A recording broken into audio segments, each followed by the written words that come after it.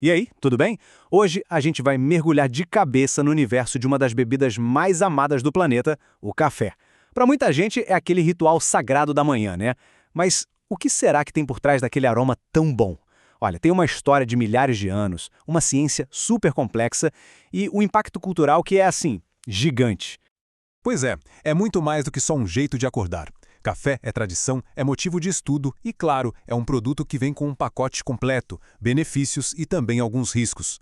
Então fica a pergunta, qual é a história real por trás dessa bebida que conquistou o mundo? É exatamente isso que a gente vai desvendar agora. Bom, o nosso roteiro aqui é o seguinte: a gente começa lá na Etiópia descobrindo como tudo começou. Depois vamos dar uma de cientista e entender o que tem dentro do grão. Na sequência, a gente fala dos benefícios para a saúde, que são bem interessantes. Aí vamos separar o que é mito do que é verdade e, para fechar, vamos ver como consumir café do jeito mais inteligente. Então, vamos lá. Nossa primeira parada é no começo de tudo, lá nas montanhas da Etiópia, onde uma lenda deu o pontapé inicial para uma verdadeira revolução mundial. Imagina só a cena. O pastor Caldi, intrigado com aquela energia toda das cabras, decidiu provar as frutinhas também. E não é que ele sentiu uma disposição que nunca tinha sentido antes? A notícia, claro, se espalhou rapidinho. Logo, os monges da região começaram a usar os grãos para aguentar as longas noites de oração. E foi assim, com essa faísca, que a história do café começou. E a partir da Etiópia, o café começou a sua conquista do mundo. Primeiro ele cruzou o mar e chegou na Península Arábica, onde virou parte da cultura. Depois, lá pelo século XVI, desembarcou na Europa. E em 1727 chegou aqui no Brasil.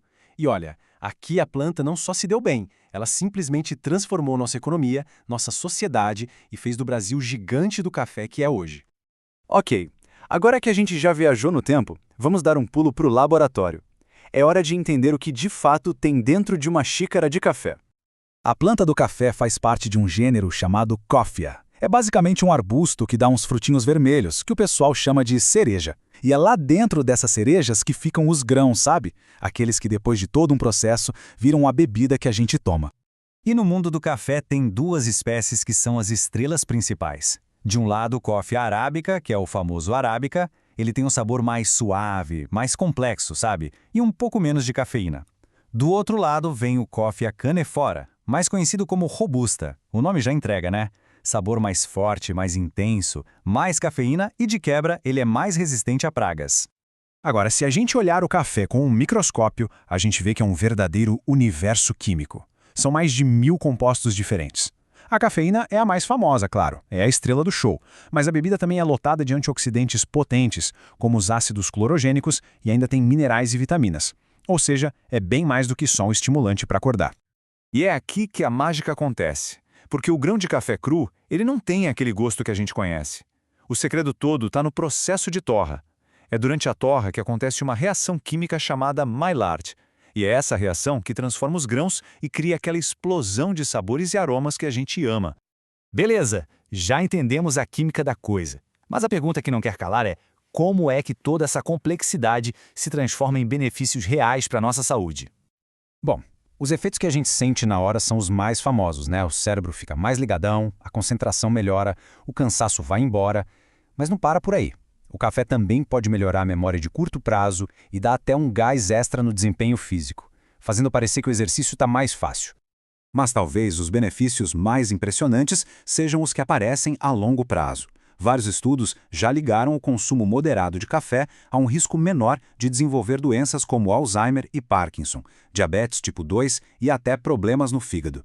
A teoria é que os antioxidantes do café ajudam a combater os danos nas nossas células, o que pode até contribuir para a gente viver mais. Bem interessante, né? Mas calma lá, nenhum alimento é milagroso. E é super importante a gente ter uma visão equilibrada. Então agora é hora de separar o joio do trigo, os fatos da ficção e entender também os possíveis riscos do café. Vamos lá, desmistificar algumas coisas. Café faz mal para o coração? Mito. Em doses moderadas, não tem problema. Atrapalha o crescimento? Outro mito, daqueles bem antigos sem nenhuma prova científica. Causa desidratação?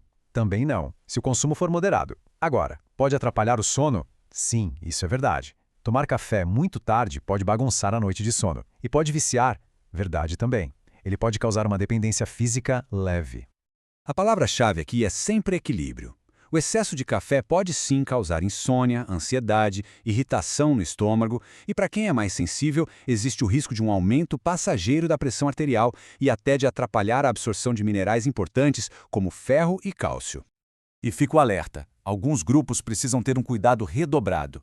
Gestantes e crianças, por exemplo, são mais sensíveis aos efeitos da cafeína, então o consumo deve ser bem mais controlado ou evitado. Certo. Depois de saber tudo isso, a gente se pergunta: como aproveitar o melhor do café e diminuir os riscos? A resposta é simples: com um consumo inteligente. E para isso, existe um número mágico para a gente guardar na cabeça: 400 miligramas. Essa é a quantidade máxima de cafeína recomendada por dia para a maioria dos adultos saudáveis. É considerado o limite seguro.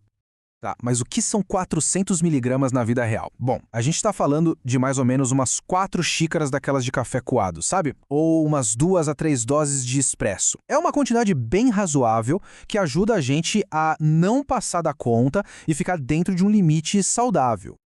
E para otimizar ainda mais, tem 4 passos bem simples. Primeiro, o horário. O ideal é tomar café de manhã, para não atrapalhar o sono. Segundo, o método. Filtros de papel são ótimos porque podem reter algumas substâncias que afetam o colesterol. Terceiro passo, cuidado com o que vai junto. Evitar o excesso de açúcar é fundamental. E quarto, priorize a qualidade. Um grão fresco, bem guardado e moído na hora. Isso faz toda a diferença no sabor e nos benefícios.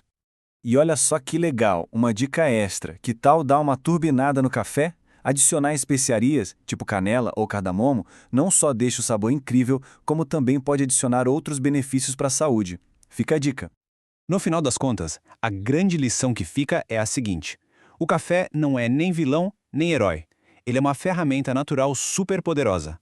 E quando a gente usa com sabedoria, com conhecimento, ele se torna uma parte deliciosa e muito benéfica de uma vida saudável.